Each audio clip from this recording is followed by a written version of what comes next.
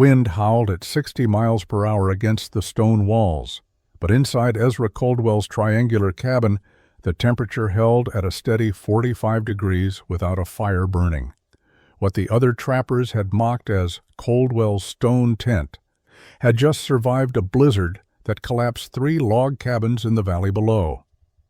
Before we continue, let us know in the comments where you're watching from, and if stories of frontier innovation move you, hit subscribe. Tomorrow's tale might just save your life in ways you never expected. The corner log separated with a crack that sounded like a rifle shot. Ezra Coldwell watched from across the small cabin as the entire northeastern corner of the structure shifted inward by 3 inches. Wind immediately found the gap and screamed through the opening with enough force to extinguish the fire in the stone hearth. The temperature inside the cabin, which had been hovering near freezing despite their efforts to maintain the fire, dropped instantly. Outside, the blizzard that had been raging for 18 hours showed no signs of weakening. It was January 14th, 1839, and Ezra was watching his partner die. Hiram Stokes moved toward the corner, trying to wedge something, anything, into the gap to stop the wind. But the damage was structural. When one corner of a notched log cabin fails, the interlocking pattern that gives the structure its strength becomes a liability. The logs above the failed corner had nothing to rest on. The weight of the roof, heavy with accumulated snow, pushed down on walls that were no longer properly connected. Another crack echoed through the cabin as a second corner began to separate. Ezra grabbed Hiram's arm and pulled him toward the center of the cabin, away from the failing walls. They had built this cabin together the previous spring. It had taken them 5 days of work, cutting and notching pine logs, stacking them in the traditional pattern that every frontiersman knew. The cabin was 16 feet by 14 feet, large enough for 2 men and their supplies. The logs were good quality, 10 to 12 inches in diameter. The notches were properly cut. The roof was solid. By every standard of frontier construction, they had built a sound structure. But standards developed in milder climates don't always transfer to the high mountain valleys of Montana Territory. The blizzard had begun the previous morning with temperatures near zero. By afternoon, the temperature had dropped to 20 below. The wind, funneling down from the peaks through the narrow valley, hit sustained speeds that Ezra estimated at 50 or 60 miles per hour. The cabin's rectangular walls presented broad, flat surfaces directly to that wind. The pressure was enormous and constant. Notched log construction relies on weight and friction to hold corners together. Under normal conditions, the system works. But extreme wind creates forces that push and pull in ways that static weight cannot counter. The wind didn't just push against the walls, it created pressure differentials, pulling at gaps in the chinking, forcing its way through any weakness. The northeastern corner, facing directly into the prevailing wind, took the full force of the storm. The notches, cut the previous spring when the logs were green, had shrunk slightly as the wood dried over the summer and fall. The gaps were minimal, barely noticeable, but they were enough. When the corner failed, cold air flooded the cabin. Hiram was closer to the gap. He took the full force of the wind and the plummeting temperature. Ezra buried Hiram on a hillside above the valley 2 days after the storm passed. The ground was frozen, and digging took most of the day. He marked the grave with stones piled in a cairn and spent that night in what remained of the damaged cabin, unable to sleep. The structure was still partially intact, but Ezra couldn't stop staring at the failed corner, replaying the sequence of events that had killed his partner. Most men would have grieved, rebuilt using the same methods, and moved on. Death was common in the mountains. Accidents, weather, bears, and hostile encounters killed trappers regularly. The survivors accepted these losses as the price of freedom and profit. But Ezra found himself fixated not on the tragedy itself, but on the mechanics of the failure. The cabin hadn't been destroyed by some unforeseeable catastrophe. It had failed because of a fundamental design flaw that everyone accepted as normal. Over the next week, as he salvaged what he could from the damaged structure, Ezra began analyzing how wind interacted with the cabin. He stood outside during calmer weather and watched how gusts hit the flat walls. The rectangular shape caught wind like a sail. The broad surfaces created maximum resistance. The corners, where logs interlocked, became pressure points where force concentrated. When wind hit a flat wall, it had nowhere to go but around the edges and through any gaps it could find or create. Ezra had no formal education. He had learned trapping from his father in the forests of Pennsylvania before coming west in 1834. He knew how to read tracks, set traps, process pelts, and survive in wilderness conditions. He had basic carpentry skills, enough to build serviceable structures, but he had never thought deeply about engineering or physics. Hiram's death changed that. He became obsessed with understanding why the cabin had failed and how to prevent similar failures. He started paying attention to natural formations. He noticed how certain rock faces shed wind, how the shape of hills and ridges deflected air currents. He observed how snow accumulated differently on various slopes and angles. He watched how trees bent and swayed, how some shapes caught wind while others let it pass. A pattern emerged in his mind. Flat surfaces resisted wind and took damage. Angled surfaces deflected wind and remained stable.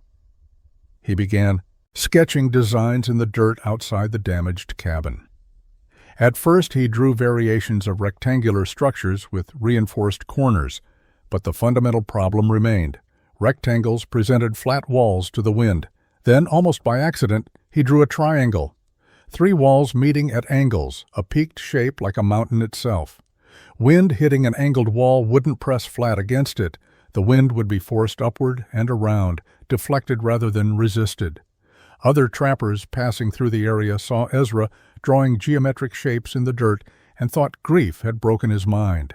Lemuel Frost stopped by in early February and found Ezra arranging small stones in triangular patterns, muttering about angles and wind pressure.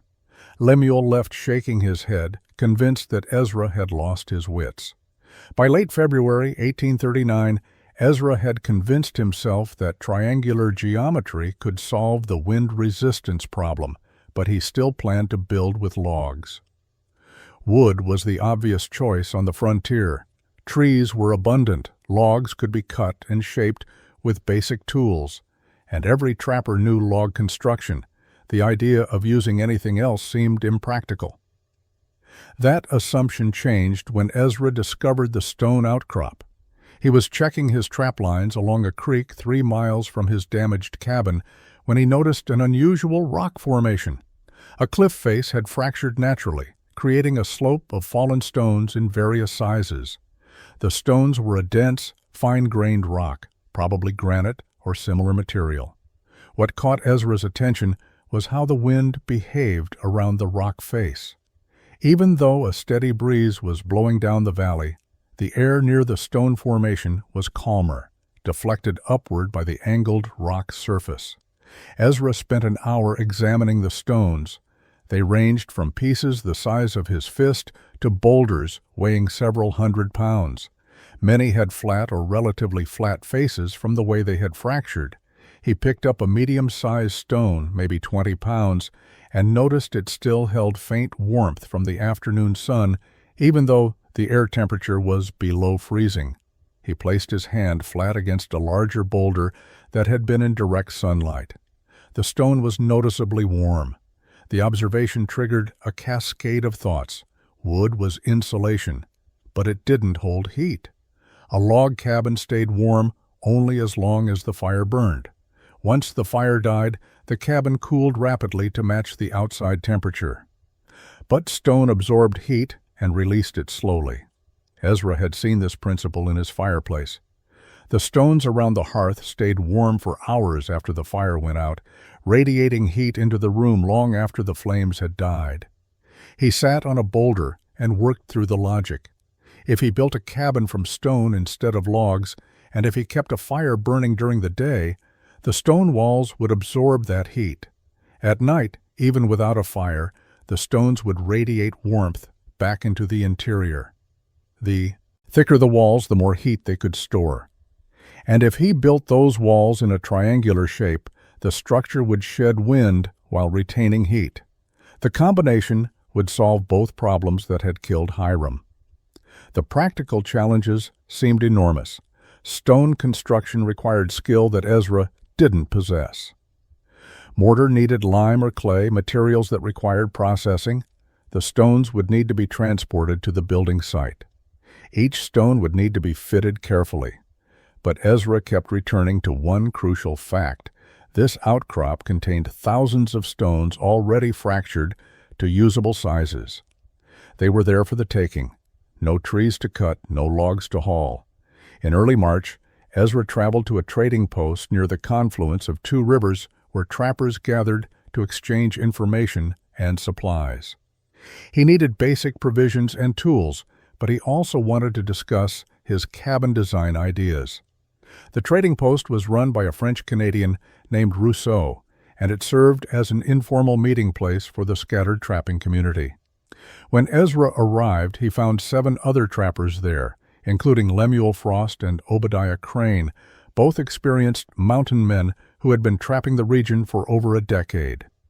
Ezra described his plan over evening conversation around Rousseau's fireplace. He would build a triangular cabin using stone instead of logs. The triangular shape would deflect wind rather than resisting it directly. The stone walls would absorb heat from the fire during the day and radiate it at night, maintaining interior warmth with less fuel.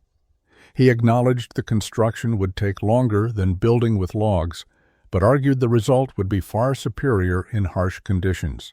The reaction was immediate and unanimous. Lemuel Frost laughed out loud. Obadiah Crane shook his head and muttered something about grief making men foolish. A younger trapper named Jacob Werner asked why anyone would spend months hauling rocks when a log cabin could be built in a week. Rousseau, usually diplomatic, pointed out that stone construction required mortar, which required lime, which required a kiln, which meant Ezra would spend his entire summer making building materials instead of trapping. Ezra explained he planned to build without mortar, fitting stones together like a puzzle using their natural shapes, and wait for stability. This statement generated even more skepticism. Stone walls without mortar would collapse, Lemuel insisted. The weight would push stones out at the base. Wind would work stones loose. Winter freeze and thaw cycles would destroy any unmortared wall within a year. And even if the walls somehow stood, a triangular cabin made no sense. Rectangular structures maximized usable interior space. Triangles wasted space in the corners, or rather eliminated corners entirely, which meant no efficient storage, no proper bed placement, no functional interior layout. Obadiah offered what he clearly considered helpful advice. Ezra should build a proper log cabin, reinforce the corners with additional notching or pegging, use better chinking, and move on with his life. Trying to reinvent cabin construction was foolish pride. Thousands of log cabins had been built across the frontier. The design worked. Hiram's death was a tragedy, but it was an accident, not an indictment of log construction. Ezra listened to all of it without arguing. He purchased the supplies he needed, including several tools the others thought strange. Ezra returned to the mountains in mid-March with supplies and a plan that no one else believed would work. He established a temporary camp near the stone outcrop he had discovered in February, close enough to the building site he had selected, but positioned to make stone transport manageable. The location he chose for the cabin was on high ground overlooking the valley, the same general area where his failed log cabin had stood, but elevated 30 feet higher on a rocky rise that offered clear sight lines and natural drainage. The first task was stone selection, and Ezra approached it with systematic intensity. He spent entire days at the outcrop examining individual stones, testing them for weight, checking their faces for flatness, studying how different sizes might fit together. He quickly realized that building without mortar required thinking about each stone not as an individual unit, but as part of a three-dimensional puzzle, where every piece had to interlock with its neighbors through shape and compression rather than adhesive bonding. He developed a classification system: large base stones, 40 to 80 pounds each, with at least one flat face and roughly rectangular proportions. These would form the foundation courses where maximum stability and weight were essential. Medium stones, 15 to 40 pounds, with various shapes but ideally with two flat or nearly flat faces. These would comprise the majority of the wall construction. Small stones from fist size to 10 pounds, irregular shapes acceptable. These would fill gaps between larger stones, creating tight joints that wind could not penetrate. The process was brutally slow. Ezra would identify a promising stone, carry it away from the main pile, set it aside in one of his classification groups. Some days he sorted 30 stones. Other days, fewer than 10 met his standards. He rejected stones that were too rounded, too irregular, too heavy to move alone, or too light to provide structural weight. He rejected stones with obvious fracture lines that might split under pressure. He rejected beautiful stones that simply would not fit his geometric requirements. Other trappers occasionally passed by and saw Ezra's growing piles of sorted stones. The sight confirmed their opinion that he had lost his mind. Obadiah Crane stopped one afternoon in late March and watched Ezra spend 20 minutes examining a single stone from multiple angles before adding it to the medium stone pile. Obadiah asked how long Ezra planned to play with rocks before getting back to trapping. Ezra replied that he would trap next season. This season belonged to building. Obadiah rode away, shaking his head. By early April, Ezra had sorted approximately 400 stones into his classification system. He estimated he would need at least 800 total, possibly 1,000, depending on how efficiently he could fit them together. The work was exhausting. Each stone had to be carried from the outcrop to the sorting area, a distance of roughly 60 yards over uneven ground. His hands developed thick calluses. His back ached constantly. But the piles grew steadily, and in Ezra's mind, each sorted stone was one piece closer to a structure that would never fail the way his log cabin had failed. In mid-April, with adequate stones sorted and the ground finally thawed enough to dig, Ezra began actual construction. He started by marking the triangular footprint on the building site. Using 3 stakes and lengths of rope, he laid out an equilateral triangle with each side measuring 12 feet. The shape looked strange, marked out on the ground, so different from the familiar rectangle that frontier cabins universally followed. But Ezra was committed to the geometry he had calculated would deflect wind most efficiently. The foundation was critical for unmortared stone construction. Without adhesive holding stones together, the entire structure would rely on weight, compression, and precise fitting. Any settling or shifting of the foundation would propagate upward through the walls, potentially causing catastrophic failure. Ezra dug a trench following his triangular outline, 8 inches deep and 14 inches wide. The depth allowed him to reach undisturbed soil below the frost line in this location. The width would accommodate his planned wall thickness of 12 inches with a small margin. He filled the trench with gravel he collected from a nearby creek bed. The gravel provided drainage, preventing water from pooling under the stone walls where freeze-thaw cycles could cause heaving and movement. He spent 3 days hauling gravel in a canvas sack, making dozens of trips to fill the foundation trench. When complete, he tamped the gravel down firmly, creating a level, stable base that would distribute the enormous weight of the stone walls evenly across the soil. Laying the first course of stones was the moment when Ezra's planning would either prove sound or collapse into failure. He selected his largest, flattest stones for this critical foundation layer. Each stone had to sit level on the gravel base and had to present a flat or nearly flat upper surface for the second course. He started at one corner of the triangle, placing a massive stone that weighed nearly 90 pounds. He tested it for stability, rocking it slightly to ensure it sat firmly without wobbling. Satisfied, he moved along the perimeter, placing the next stone tight against the first. The gap between the first two stones was perhaps a quarter inch, too large for unmortared construction. Ezra selected a thin, flat piece of stone, more like a shim, and drove it into the gap, tightening the joint. He continued around the entire triangular perimeter, placing large foundation stones, shimming gaps, testing stability. The first course took 4 full days to complete. When finished, he had a triangular outline of massive stones sitting level and tight, ready to support the courses above. The second course began the pattern that would continue upward. Ezra placed stones so their joints did not align with joints in the course below, creating an interlocking pattern similar to brickwork. Each stone bridged the gap between two stones beneath it, distributing weight across multiple lower stones rather than concentrating force on single points. He used his medium-sized stones for this course, still heavy enough to provide compression. By late April, Ezra had completed 5 courses of stonework, bringing the walls to a height of approximately 30 inches. The construction process had evolved into a precise ritual that consumed his entire attention for 10 to 12 hours each day. He would wake at dawn, eat a quick meal of cornmeal mush, and begin hauling stones from his sorted piles to the building site. Each morning started with selection, examining his available stones and choosing pieces that would fit the specific section of wall he planned to work on that day. The technique Ezra developed was based on a simple principle that proved extraordinarily difficult to execute.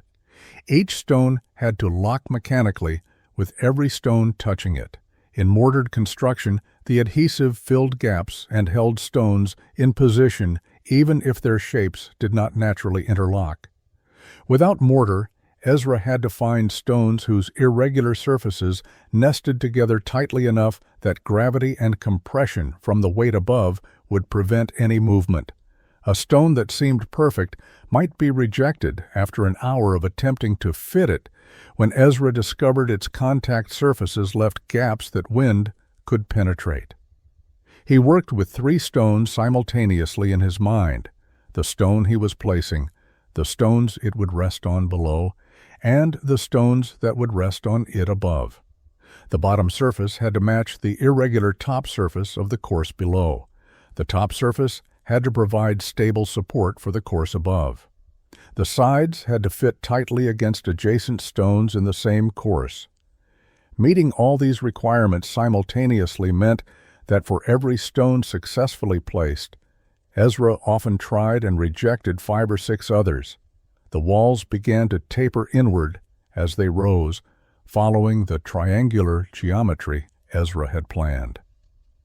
The taper was subtle, only a few degrees, but it served multiple purposes. It reduced the weight the foundation had to support by making the upper sections lighter. It increased stability by moving the center of gravity lower, and it reinforced the wind-deflecting angles that were the entire purpose of the triangular design. As walls leaned inward, wind striking them would be forced upward rather than pressing directly against vertical surfaces. Lemuel Frost visited in early May and found the walls at chest height. He walked around the structure slowly, examining the stonework with obvious skepticism. He pushed against the wall in several places, testing its stability. The stones did not move. He asked Ezra how long the construction had taken so far. 6 weeks, Ezra replied. Lemuel pointed out that a man could trap an entire season's worth of beaver in 6 weeks, earning enough to buy supplies for a year. Ezra was spending his trapping season building a stone tent that might collapse in the first windstorm. Lemuel's tone was not cruel, but genuinely concerned. He thought Ezra was wasting the prime months of his life on a doomed experiment. By mid-May, the stone walls had reached a height of 4 feet, and Ezra faced the most challenging aspect of unmortared construction, creating a door opening without compromising structural integrity. In traditional stone buildings, mortar held stones in position above openings, allowing builders to create arches or use lintels with confidence that adhesive would prevent collapse. Without mortar, Ezra needed a solution that transferred the weight of stones above the doorway safely to the ground without relying on bonding agents. He had anticipated this problem and purchased materials at the trading post that other trappers found puzzling. 2 heavy timbers, each 8 feet long and 8 inches square, made from dense oak. These had been expensive and difficult to transport, but Ezra understood their critical role. He also had a massive beam, 10 feet long and 10 inches by 12 inches in cross-section, hewn from a single piece of pine. This beam alone weighed nearly 150 pounds. Ezra's solution was to integrate wooden structural elements into the stone walls, creating a skeleton that would support openings while the stones provided mass and insulation. He positioned his 2 oak timbers vertically, spacing them 3 feet apart to create the door opening. But rather than simply setting them on the existing stonework, he excavated channels down through the completed courses to the foundation level. He set the bottom of each timber directly on the gravel foundation, giving them solid bearing independent of the surrounding stones. As he built subsequent courses, he fitted stones tightly around the vertical timbers, essentially embedding the wood posts within the stone walls. The stones locked the timbers in position, preventing lateral movement, while the timbers carried vertical loads directly to the foundation. When the walls reached door height at 6 feet, Ezra set his massive pine beam horizontally across the top of the 2 vertical posts, creating a lintel.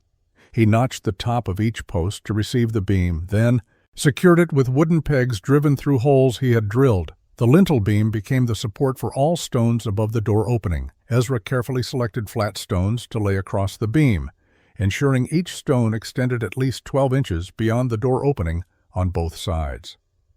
These stones transferred their weight to the beam rather than trying to span the opening themselves.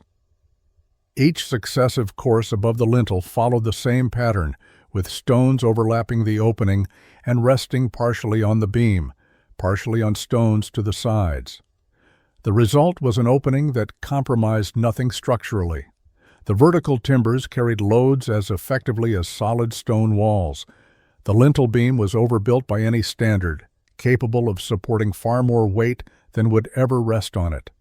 And the surrounding stones, fitted tightly around the wooden elements, prevented any movement or shifting. When Ezra finished the courses above the door, he stepped back and pushed hard against the stones flanking the opening. Nothing moved. The integration of wood and stone had created a rigid structure that functioned as a single unit. Early June brought unseasonable weather. A cold front pushed down from Canada, dropping temperatures and bringing snow that should not have fallen so late in the season.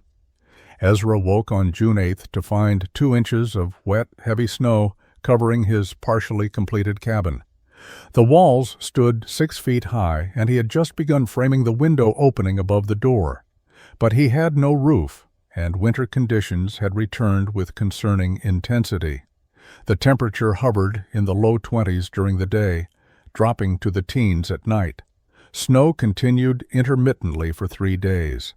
Ezra's temporary shelter, a simple lean-to constructed from pine boughs and canvas, provided minimal protection. He was cold, his supplies were exposed to moisture, and for the first time since beginning construction, he questioned whether he would complete the cabin before circumstances forced him to abandon the project, or worse, before early winter killed him the way the blizzard had killed Hiram. On the 3rd night of cold weather, Ezra made a decision that would validate his entire design concept. He built a small fire inside the triangular stone walls. He had no roof, no door, just 6-foot stone walls forming a triangle with openings for door and window. He gathered dry wood he had stored under canvas, started a fire in the center of the triangle, and settled in for the night inside his incomplete structure. The difference was immediate and striking. Outside his stone walls, wind moved freely, carrying away heat and driving the cold. Inside the triangle, the wind was blocked. The walls, even at only 6 feet high, created a sheltered space where air was relatively still. The fire heated this trapped air, and the stone walls began to absorb that heat. Ezra sat with his back against the stones and felt warmth radiating from them, heat the stones had captured from the fire. As the night progressed and the fire burned down to coals, Ezra expected the temperature to drop rapidly. Instead, the cooling was gradual. At midnight, he let the fire die completely. He estimated the interior temperature at perhaps 35 degrees, cold but tolerable. Outside, he knew from experience, the temperature was in the teens. The stone walls continued releasing stored heat. At 2 a.m, Ezra checked the temperature by feel. Still noticeably warmer than outside.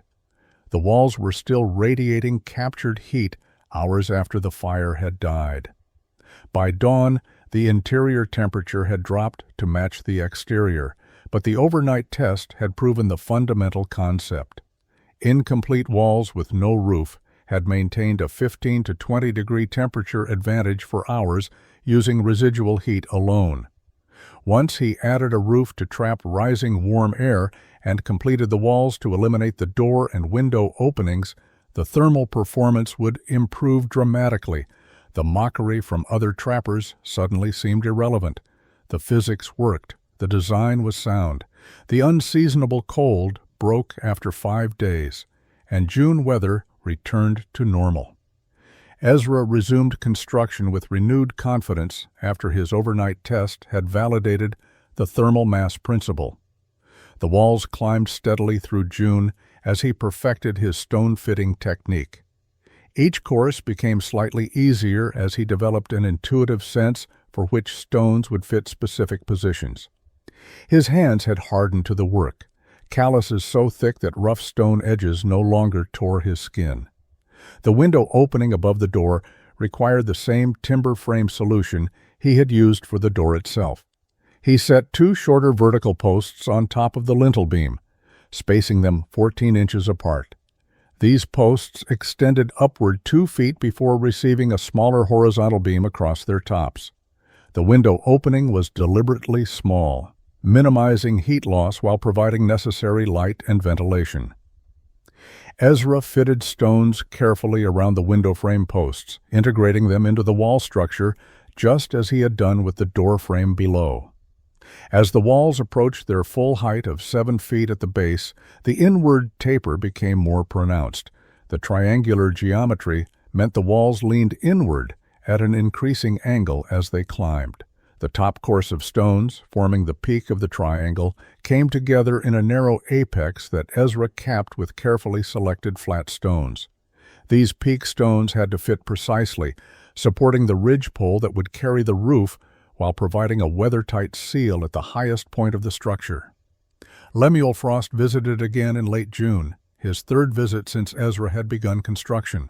The completed walls now stood 7 feet at the base, tapering to the peaked apex. Lemuel walked around the structure slowly, no longer laughing. The stonework was undeniably impressive. The walls were solid, tight, showing no gaps where wind could penetrate. The taper gave the structure a mountain-like appearance, as though it had grown from the hillside rather than being built upon it. Lemuel admitted the craftsmanship was remarkable, but maintained his skepticism about practicality. He pointed out that Ezra had spent 3 months building walls when a log cabin could have been completed in a week. The trapping season was half over, and Ezra had caught exactly 0 beaver. Ezra did not argue. He simply continued working. The walls were complete, but the structure was still uninhabitable without a roof. He had perhaps 6 weeks of decent weather remaining before fall cold arrived. The roof construction would test his carpentry skills in ways the stonework had not. But for the first time since Hiram's death, Ezra felt certain he was building something that would protect him through any storm the mountains could generate. The walls were proof. Standing inside the completed stone triangle, even without a roof, felt fundamentally different from standing inside a log cabin. The mass surrounding him was permanent, immovable, anchored to the earth, with 1,000 stones fitted together into a single, unified structure.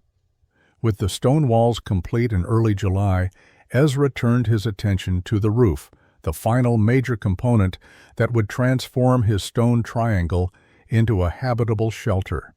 The roof design was as critical as the wall geometry. A poorly conceived roof would negate every advantage the triangular structure provided. Snow accumulation, wind damage, or water penetration would make the cabin uninhabitable regardless of how well the walls performed. Ezra approached the roof with the same methodical intensity he had applied to the stonework. The triangular wall geometry dictated roof form. The three walls met at peaks forming a tripod shape, which meant the roof needed to follow that same angular geometry. Ezra's solution was a steep-pitched roof that continued the wind-deflecting angles upward from the stone walls. He selected a straight pine tree approximately 20 feet tall and 10 inches in diameter for the ridge pole. This pole would run from the apex of one triangular wall across to the apex of the opposite side, forming the spine of the roof structure. Setting the ridge pole required careful measurement and improvised lifting techniques. Ezra shaped notches in the top stones of opposing walls to receive the ridgepole ends. He used a system of ropes and a makeshift pulley anchored to a nearby tree to lift the heavy pole into position. The process took an entire day, with multiple attempts to achieve proper seating and alignment. When finally positioned, the ridgepole sat solidly in its stone notches, supported by the mass of the walls below and ready to carry the weight of the roof structure. From the ridgepole to the base of the walls, Ezra installed rafters at 18-inch intervals. These were smaller poles, 5 to 6 inches in diameter, shaped to sit firmly against the ridgepole at the top and rest on the stone walls at the bottom. The steep pitch, approximately 60 degrees from horizontal, served multiple purposes. Snow could not accumulate on such a steep angle. It would slide off naturally under its own weight long before dangerous loads could build. Wind striking the roof would be deflected upward and over, continuing the aerodynamic profile that began with the stone walls. And rainwater would shed immediately, preventing leaks and moisture problems. Across the rafters, Ezra laid split planks he had hewn from straight-grained pine. He split the planks using wedges and a maul, working green wood that split cleanly along the grain. Each plank was roughly 3 inches thick and 8 to 10 inches wide. He laid them with overlapping edges, each plank covering the gap in the planks below, creating a shingled effect that channeled water downward. The planks were secured to the rafters with wooden pegs whittled to fit holes. Ezra drilled through the planks into the underlying rafters. Over the planks, he laid multiple layers of birch bark. Birch bark was naturally waterproof and flexible, making it ideal for roof covering. Ezra had collected the bark in large sheets during early summer when it peeled easily from the trees. He overlapped the bark sheets generously, ensuring water hitting any point on the roof would encounter multiple layers before finding any potential path through to the interior. With the roof complete in late July, the structure was weather-tight for the first time. Ezra could now focus on interior elements that would make the cabin functional for winter habitation. The most critical interior feature was the heating system. The entire design concept relied on stone thermal mass to capture and radiate heat efficiently. But that principle required a carefully designed fireplace that would heat the stone walls evenly while providing safe, controllable fire management. Ezra built the fireplace in the center of the triangular floor space, positioned so its heat would radiate outward toward all three stone walls equally. He used the same stone fitting technique he had perfected during wall construction, selecting flat pieces and fitting them tightly without mortar. The firebox was small by frontier standards, only 20 inches across and 16 inches deep. A small fire in an enclosed stone structure would generate sufficient heat.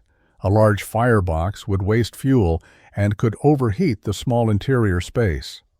The chimney rose straight up from the firebox, constructed with stone pieces that decreased in size as the chimney climbed toward the roof opening Ezra had framed during construction. The interior chimney diameter was narrow, only 8 inches, which created strong draft for efficient burning. The stones forming the chimney would absorb tremendous heat during fires, then radiate that captured heat into the cabin for hours afterward. The chimney passed through the roof via a carefully constructed opening lined with additional stones to prevent any contact between hot chimney surfaces and wooden roof elements. Ezra included a smoke shelf about 3 feet up the chimney, a horizontal ledge that prevented downdrafts from blowing smoke back into the cabin during windy conditions. The smoke shelf also reflected heat downward and outward, increasing the fireplace's heating efficiency. Every design element served dual purposes: functional necessity and heat management. The fireplace was not just for cooking and warmth. It was the heat source that charged the thermal battery of the stone walls. He built a sleeping platform along one wall, elevated 18 inches above the dirt floor. The platform was simple construction, pine poles supported by stones, topped with split planks that would hold his bedding. Elevation was critical for comfort. Cold air settled to the floor while warm air rose. Sleeping 18 inches up meant sleeping in air several degrees warmer than floor level. The platform also provided storage space beneath for supplies that needed protection from ground moisture. A small table, 2 feet by 3 feet, was constructed using the same careful joinery Ezra had applied throughout the cabin.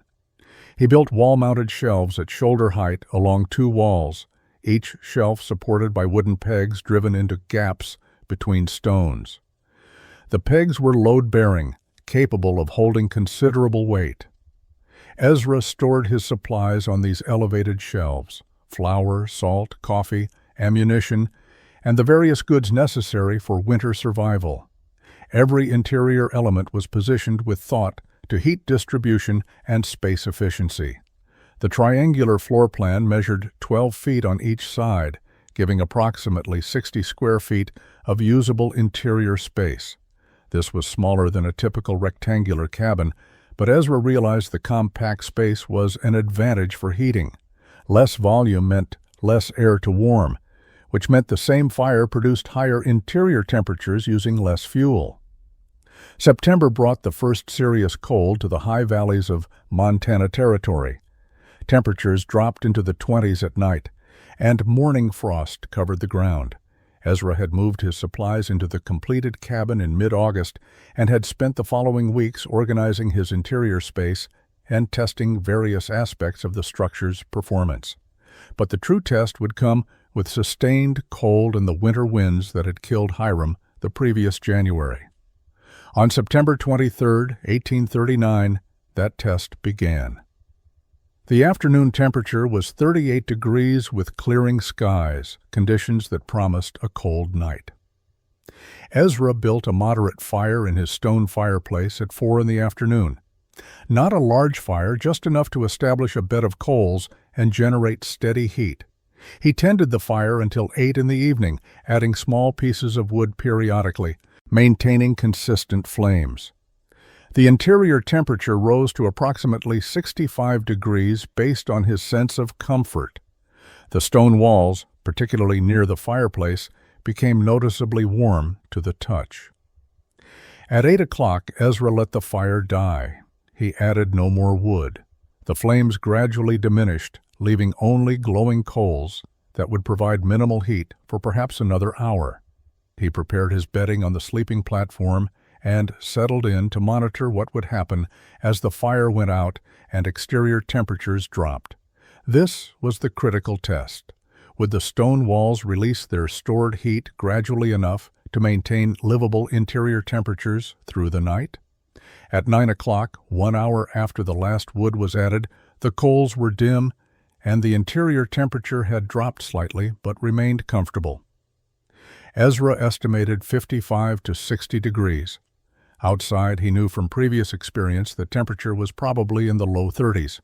By 10 o'clock, the coals were completely dark. No active heat source existed in the cabin, yet the interior temperature felt stable, perhaps 50 degrees. The stones were radiating captured heat. Midnight brought the most dramatic evidence of the thermal mass effect. Ezra woke and checked conditions. The interior was cool but not cold. He estimated 45 degrees. Outside, through the small window, frost was visible on the ground in moonlight.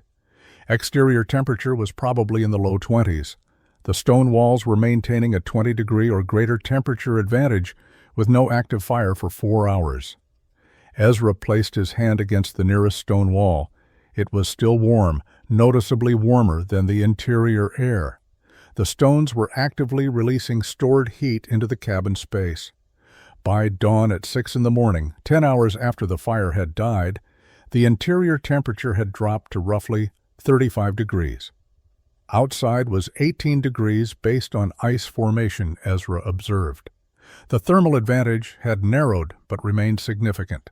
More importantly, the overnight test had proven the system worked exactly as designed. January of 1840 brought the storm that would validate everything Ezra had built. A massive weather system developed over the northern territories and pushed south through Montana with wind velocities that exceeded anything Ezra had experienced during his 6 years in the mountains. The blizzard began on January 9th with temperatures near zero and dropping. Within 6 hours, the wind was howling at sustained speeds Ezra estimated at 50 to 60 miles per hour, with gusts even stronger. Snow fell heavily, reducing visibility to nothing beyond 20 feet. Ezra had prepared carefully. His firewood was stacked inside the cabin, enough to last a week if necessary. His supplies were organized and accessible. His trap lines had been cleared weeks earlier, with no reason to venture outside until the storm passed. He built his evening fire as usual, somewhat larger than normal given the extreme cold, and settled in to wait out the weather. The real test was not whether he could survive inside. The test was how the triangular stone structure would perform under the exact conditions that had killed Hiram. The wind hit the stone walls with tremendous force. Ezra could hear it roaring outside, a constant, violent sound that never diminished. But inside the cabin, the wind's fury was transformed into something different. The triangular geometry deflected the wind upward and around the structure rather than allowing it to press directly against flat surfaces. Ezra periodically checked the walls for any sign of stress or movement. The stones remained absolutely solid. No shifting, no gaps opening, no indication that the wind was finding any weakness in his construction. The steep roof pitch shed snow continuously. Ezra could not see this happening in the blizzard's darkness, but he could hear it. Periodically, accumulated snow would slide off the roof in a rushing sound, hitting the ground beside the cabin. The angle was steep enough that even heavy, wet snow could not cling to the wooden shakes. This meant no weight accumulation, no structural stress from snow load, no concern about roof collapse that plagued cabin owners during extreme storms. Most significantly, the cabin stayed warm with remarkably little fuel consumption. Ezra maintained a moderate fire throughout the day, but he was burning far less wood than he would have needed in a log cabin under the same conditions. The stone walls captured heat efficiently, and the tight stone fitting prevented any drafts. In a traditional log cabin, wind pressure found every gap in the chinking, forcing cold air inside and creating drafts that pulled warm air toward the gaps and out of the structure. Ezra's cabin had no gaps. The wind could not penetrate the tight stone joints. The warm air stayed inside. The storm continued for 3 full days. On the morning of January 12th, the wind finally diminished and snow stopped falling. Ezra opened his door to find snowdrifts 4 feet deep in some areas around the cabin, but the immediate area near his walls was relatively clear. The wind had scoured snow away from the triangular structure rather than allowing drifts to build against the walls. The aerodynamic shape that deflected wind also prevented the snow accumulation patterns that buried rectangular cabins during sustained storms. When the storm cleared on January 12th, Ezra spent the day digging out his immediate area and checking his exterior structures. His woodpile, covered with canvas and positioned on the lee side of the cabin, had weathered the storm well. His cache of supplies stored in a nearby rock outcrop was intact. On January 13th, with conditions calm and temperatures moderating slightly, Ezra decided to check on his nearest neighbors. The closest trapper was Obadiah Crane, whose cabin was approximately 8 miles down valley. The journey would take most of the day through deep snow, but Ezra felt obligated to ensure other trappers had survived. The trip down valley revealed the storm's power. Trees had been blown down across the usual trails. Snowdrifts in exposed areas reached 6 and 7 feet deep. The valley showed evidence of sustained wind that had scoured some areas clean while burying others under massive accumulations. Ezra arrived at Obadiah's cabin in early afternoon and immediately saw serious damage. The northeastern corner of the log structure had separated, not completely failed like the corner that had killed Hiram, but shifted enough that a gap of several inches had opened between the logs at the corner joint. Obadiah was alive but exhausted. He had spent 3 days fighting to keep his cabin warm while wind howled through the corner gap. He had tried stuffing canvas, blankets, and spare clothing into the opening, but the wind was strong enough to pull the materials through and scatter them inside the cabin. He had burned through nearly his entire January wood supply, maintaining enough interior heat to prevent freezing. His face showed the strain of 3 days without sleep, constantly tending the fire, constantly fighting the cold that poured through the failed corner. Ezra helped Obadiah make temporary repairs, wedging split logs into the corner gap and packing the area with moss and clay that would freeze and provide some insulation until proper repairs could be made in spring. As they worked, Obadiah asked about Ezra's cabin. Had the stone structure survived? Ezra described the storm from inside his triangular cabin: warm, quiet, no drafts, minimal wood consumption. Obadiah listened without comment, but his expression suggested he was reconsidering his previous skepticism. The next day, Ezra continued down valley to check on Lemuel Frost. Lemuel's situation was even worse. His cabin roof had partially collapsed under snow load. The failure occurred on the second day of the storm, when accumulated snow on the relatively flat roof exceeded the structure's capacity. A section of roof approximately 4 feet by 6 feet had broken through, dumping snow into the interior and exposing that portion of the cabin to the continuing blizzard. Lemuel had survived by rigging canvas over the opening and retreating to the intact portion of the cabin, but he had lost supplies to snow and water damage, and his living conditions for the remainder of winter would be severely compromised. Lemuel looked at Ezra with an expression mixing embarrassment and genuine curiosity. The stone triangle had survived undamaged, while proven log cabin designs had failed. Lemuel asked direct questions about construction techniques, materials, and structural principles. The mockery was gone, replaced by practical interest in methods that clearly worked better than traditional approaches. Word of Ezra's cabin spread through the scattered trapping community. During the remainder of winter, trappers traveling through the region made detours to see the triangular stone structure that had weathered the January blizzard without damage. Most visitors were simply curious, but one man who arrived in early March brought serious technical interest. Amos Ridley was 52 years old, an experienced mountain man who had trapped the Rockies for 28 years. He had survived conditions that killed younger, stronger men through a combination of skill, preparation, and willingness to learn from mistakes. Amos spent an entire day examining Ezra's cabin. He walked around the exterior multiple times, studying the stone fitting from various angles. He ran his hands along the walls, feeling for gaps or weaknesses. He found none. He pushed hard against the stones in multiple locations, testing stability. Nothing moved. He examined the door and window frames, noting how the wooden structural elements were integrated into the stonework. He studied the roof construction, the steep pitch, the overlapping shakes, the chimney design. Inside, Amos methodically evaluated the thermal performance. Ezra had maintained his usual moderate fire, and the interior temperature was comfortable despite outside air in the low 20s. Amos placed his hands against the stone walls at various heights and distances from the fireplace. All the stones were warm, not hot, but noticeably warm, even on the wall sections farthest from the fire. The entire thermal mass was absorbing and distributing heat evenly throughout the structure.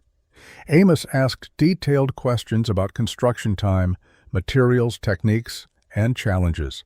Ezra answered honestly. The cabin had taken 4 months to build. A log cabin required 1 week. But the performance difference was dramatic. Ezra estimated he was burning 1/3 the firewood he would have consumed in a log cabin while maintaining superior interior temperatures. The structure required no maintenance, no chinking repairs, no corner reinforcement, no roof patching. The tight stone fitting and integrated construction had created something fundamentally different from assembled log construction. What impressed Amos most was the physics underlying the design.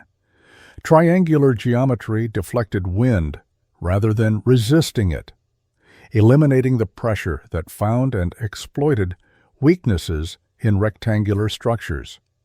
Stone thermal mass captured and released heat over extended periods, turning the walls themselves into a heating system that functioned long after fires died. Steep roof pitch prevented snow accumulation and structural stress.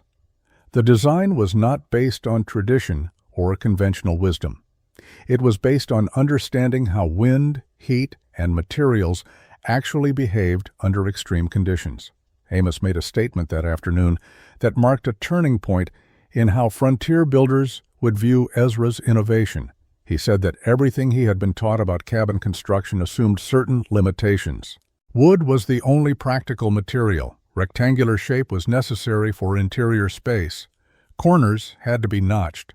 But Ezra had questioned those assumptions and created something that defied conventional wisdom while delivering superior results. Amos asked if Ezra would help him build a similar structure. He was willing to invest the time if the result would be a cabin that performed as well as what he had observed. Spring of 1840 brought a transformation in how the scattered trapping community viewed cabin construction.